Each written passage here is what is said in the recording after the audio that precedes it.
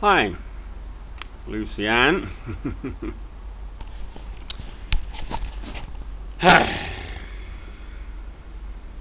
Sunday the 27th, early afternoon, beautiful, calm, still day here in Italy, but I've been here for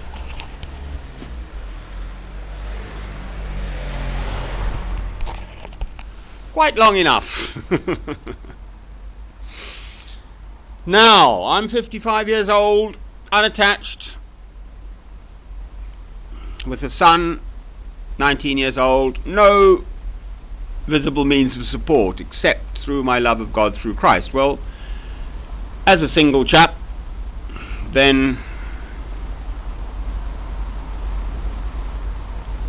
that's my life. It's my choice. You have absolutely jumped at this idea. I mean, I'm game for anything, alright? Quite frankly, at this stage of the game, I want to make something happen. I know that I have stuff inside and that it must come out in the world one day, in God's time, in God's way, and so on and so on. Taking a bit of a chance. We absolutely hardly know each other at all, except for a few brief snatched moments. Before I had my own computer, before I had my own money and stuff too, right? I could come and go as I pleased. But this limited time on the computer doesn't help either. Anyway, that's the way it is, so there we are. Now, here we're talking fairly serious stuff. For me, the Jerusalem thing isn't a pressing matter. There's the potential that they might use a nuclear bomb against Persia, Iran, and then there might be a war, and so it wouldn't be sensible to go at the moment anyway. Easter would be the time I'm looking at, so I wouldn't be looking to go to Israel until at least January, February time of next year for myself. And if God wants me to be there, which I believe He does, in due course and time, which may be years ahead in fact, to do with the end times this is, okay, that's a whole subject. And I have to listen to that call. But He'll organise that, right? If He wants me there, the money will appear and I'll go. This I know. That's my faith speaking. Right, so on the idea of preparing a room for me. Are you good enough to take communion with me or something you said? I don't have enough time to read these messages properly and take it all in and so on, alright? But I think you said something like that. Well, that's just silliness. But we don't know each other.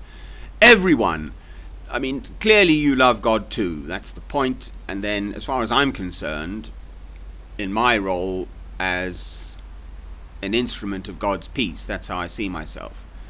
Just a Christian, but a very gifted man, especially gifted with the strength of my faith, but gifted in many ways to bring this light of Christ to shine in the dark world, right? So that's my mission.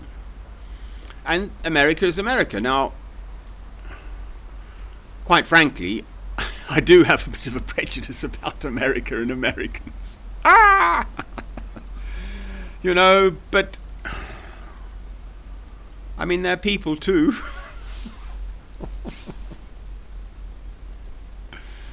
You tend to be a bit brash and loud, but you know, you get lovely people, good and bad anywhere. I mean, quite frankly, some of the English people I've come across in my time, alright, so, and I've never been to America, so, but I would be thinking of staying for a while, okay, so hopefully we get on. If we don't, well, you know, whatever. But I would be thinking of staying for a while and basically working at this question of what I do, evangelize wherever I go, to bring the light of Christ to shine in this dark world. That's my constant inner drive. On the funding front, I'm very, very independent. I do not like the idea at all of not having my own funds. Over here, I can be independent. I'm well fed this weekend. I've found food, and very kind people have given me food and whatever. And the accommodation thing, well, I put up with it. Right? But to have to be dependent on someone else for money is not good. I've monetized my films now, so I've got over 2,000 monetized films up on YouTube. How much money will come out of that, I don't know. But that's my only sort of... I cannot sort of waste my time, God's time now, in my life, working for money. I work for God in faith, and then for me, He must provide sufficient funds for me to get by and do whatever's necessary. But that's okay just for myself. But once other people are involved, I'd have to eat, right? So that is a major consideration. Anyway, just random thoughts.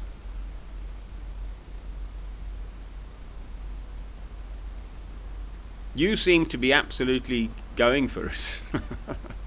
So I'm game if you are.